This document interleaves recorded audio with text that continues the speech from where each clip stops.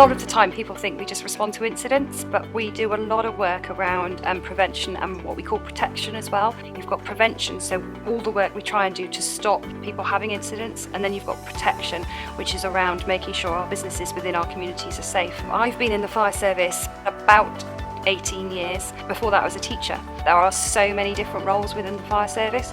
So you've got the operational career pathway, so from operational firefighter you can then move up through to become supervisory managers and then senior managers, but then you can choose to specialise. So protection team, you have to be highly skilled and highly trained to be able to do that area of work. Fire and rescue services invest a lot in training and ongoing development for people in that area of the business. In another area, the prevention team, obviously there's training and development in that, because you need to understand how other agencies work, how other agencies support people, and how we can work with those agencies to make them as safe as possible from fire. I think a lot of people see that fire and rescue services are advertising and just don't think that A, they could do it, or B, they've never even considered doing it. The job is all about helping people. So if you've got a drive to really help people, whether that is in a response and an emergency situation, which we will train and develop you for, or whether that's in the prevention world where you're trying to stop those incidents happening in the first place, we're professional problem solvers. We need people who can look at a problem and find a way to sort it out, to fix it. From driving a fire appliance to putting out a fire, there's a whole host of things that we will develop you in. Firefighter ultimately is about helping the public, saving people, animals and serving the community. It's, to be honest, the best job in the world. I absolutely love it. It's just a wide range of everything really, from working really closely with your other colleagues to obviously serving the community, teaching children in school about fires, visiting vulnerable people in their homes to help them with home fire safety and just educating the community on what we do and what we're there to provide. I've been to a lot of incidents over the last 17 years I've been doing this job, and seeing somebody be rescued and okay and reassuring them, I think that's a highlight for me. And also this job, or this career, was something I really, really wanted from the age of about 15. So just still being here now and loving my job, that's a big highlight for me. When I was at high school, we did the Duke of Edinburgh Award. We were sent to our local fire station, which is Stratford Fire Station, to do a course. And from that first night shift that I went there, learning about community and what the fire brigade do, I knew that this was what I wanted to do.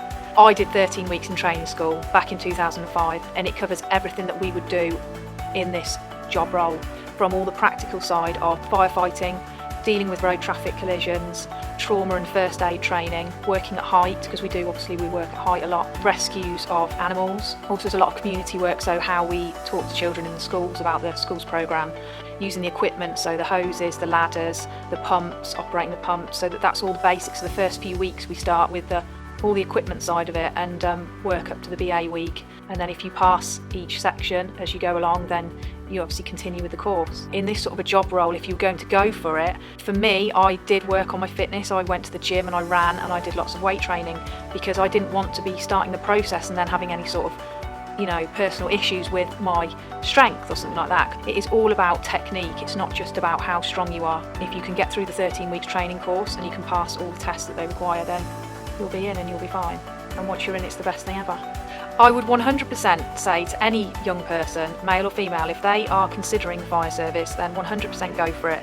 It's literally the best career ever. I love coming into work. If you're prepared to put a little bit of effort in yourself, a little bit of just training yourself, with the fitness, and you enjoy meeting people, helping people, working hard, then I would 100% go for it. It's a brilliant career.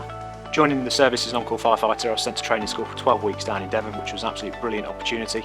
Once I'd become a competent firefighter in the service, I was then eligible to go for promotion into a crew manager role. And from there, you can go from a firefighter potentially all the way up to chief fire officer. But within the service, there's certain roles and ranks that we have to fulfil before we get there.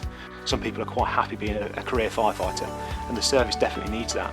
But there's certain individuals that want to progress, and I've been fully supported with that progression. I think stereotypes have been a bit of a blocker for the fire service for a long time. We need to break down that barrier.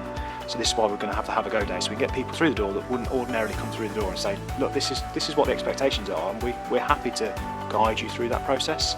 We want to develop the right people because they might have the right skills and attributes that we need within the fire service, but they've never considered it as a career choice before.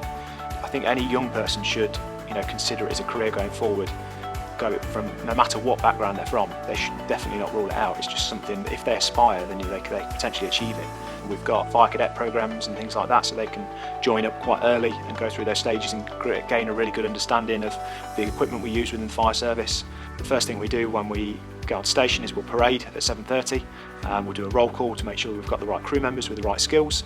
So once that's been completed, we do what we call the daily checks. So that's to make sure that the fire engine and all the safety equipment, like breathing apparatus sets, are all safe and meet the correct standards for us to use. They've got the right amount of air in the cylinders. And then from there, we would normally do some drilling. So that would involve potentially ladders and pumps, so we've got some really long ladders in the fire service. When we turn out to incidents, we've got bells and a matrix board that tells us what the incident is. First of all, we get on the fire engine, we put our fire kit on, jump on the fire engine, and then I'll detail my crew with what the incident is and where we're going, and the driver will then continue, put his blue lights on.